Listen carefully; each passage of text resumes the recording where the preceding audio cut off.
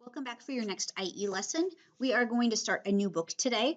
The book that we're going to be starting is called From Best Friend to Bully by Tanya Savory. As you listen to the first couple chapters today, I want you to think about why the title From Best Friend to Bully is a good title for this book. Chapter 1. Pam and Emily had been best friends since before they could remember. Emily even had a picture of the two of them side by side in baby strollers. Every time they looked at that picture, they burst out laughing. "You hardly have any hair on your head," Emily would snort between giggles. "Well, look at you," Pam would snicker. "You're sucking your thumb." The two girls had always loved joking with each other and poking fun at things they thought were funny about each other. But they had never been mean or hurtful. The kidding never went too far. However, for some reason, things had begun to change recently. More than once, Pam made jokes that really hurt Emily's feelings. "Oh, wow," Pam had said right after Christmas. "That new sweater your mom gave you looks like something my grandmother would wear."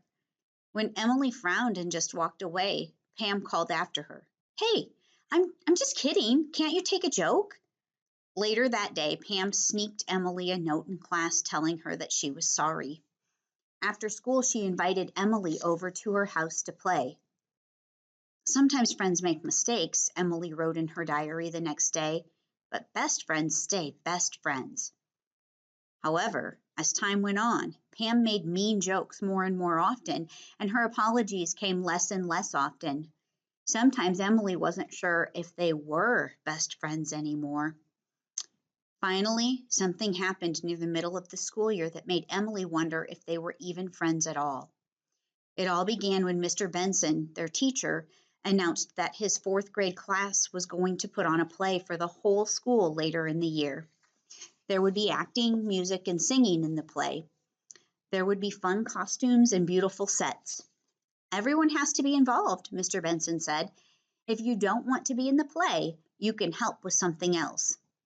Most of the students wanted a part, and when Mr. Benson explained that the starring role was the girls' part and that it involved singing a lot of fun songs, nearly half the girls in the class wanted the starring role. Several girls raised their hands excitedly and said they wanted that part. "Here's the thing," Mr. Benson explained.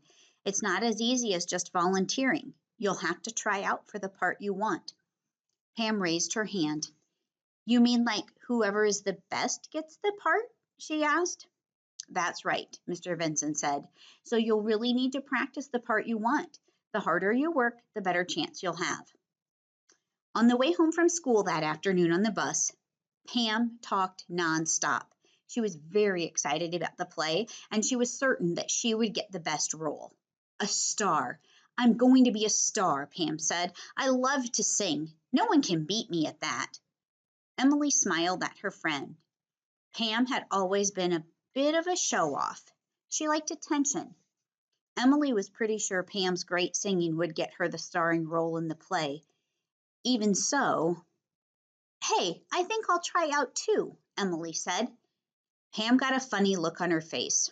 "Really? For the starring role? Why?" Emily acted like it was no big deal. I don't know. It would be fun. We could practice together and stuff." Pam still looked unsure, but she just shrugged. "Okay, whatever. But you can't really sing very well, you know." Emily didn't argue.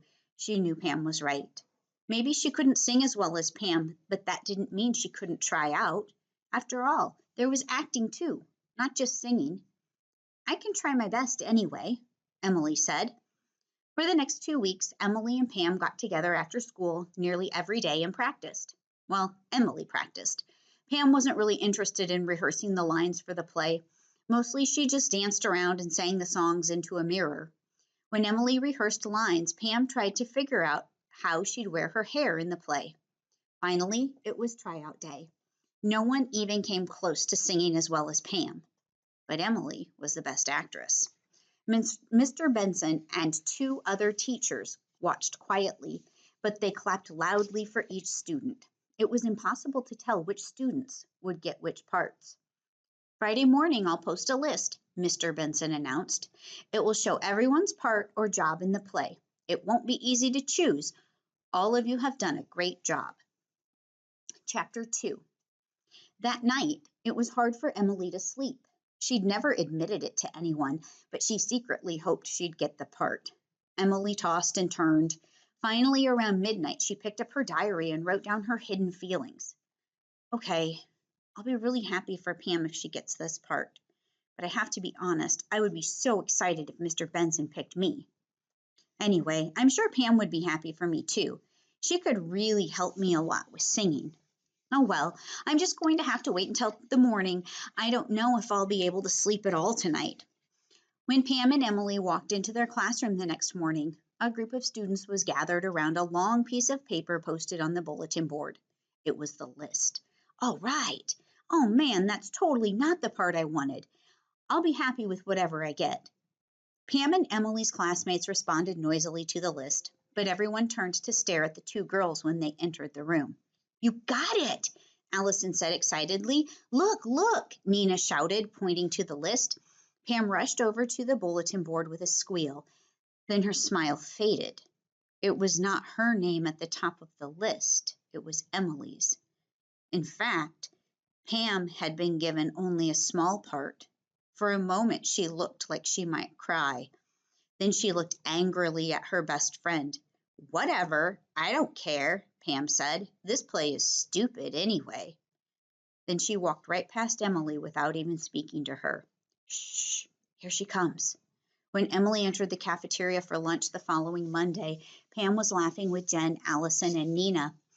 They'd all had their heads together like they were telling secrets, but as soon as Jen saw Emily, she warned the other girls, and they all stopped talking. What are you talking about? Emily asked with a smile. She wondered if she had missed a good story or something. Jen, Allison, and Nina were silent, but Pam sighed and looked annoyed. Nothing you need to know about, Pam said. Then she glanced at the other girls and grinned. Suddenly, Emily wasn't hungry. For some reason, Pam hadn't called Emily back over the weekend after getting together like they always did on Saturday. Emily had just figured that Pam was still upset about the play. Sometimes Pam pouted like that when she didn't get her way. She always got over it after a day or two, but this was different.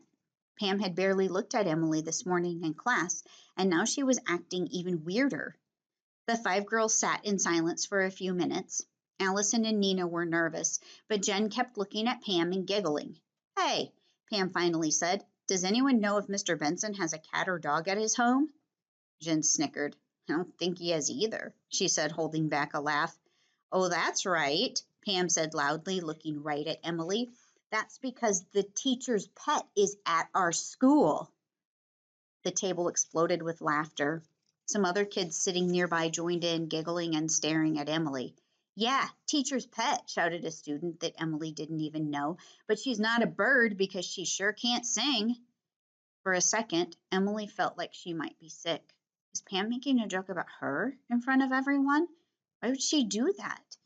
Emily thought that maybe she just didn't understand. I don't get it, Emily said quietly, looking at Pam. What are you talking about? Oh, right, Pam said and rolled her eyes. Like you don't know you're the teacher's pet. How else do you think you got that part in the play? Mr. Benson only gave it to you because you make good grades. Everyone knows you can't sing, even Mr. Benson. Emily was too surprised and hurt to even speak. It felt like the entire cafeteria was staring at her now. Emily could feel her cheeks burning.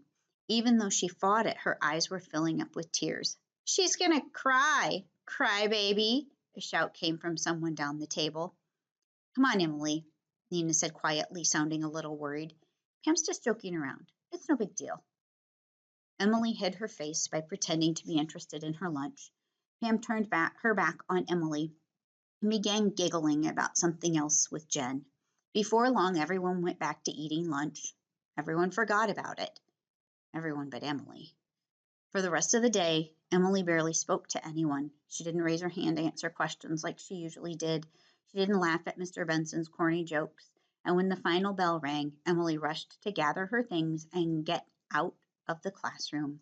She sat alone in a seat near the back of the bus. Did I really only get this part because I make good grades? Emily wondered. Does everyone think I can't sing? That's where we're going to stop for today. I want you to think about why From Best Friend to Bully is a good title for this book, and go ahead and write that answer in Canvas.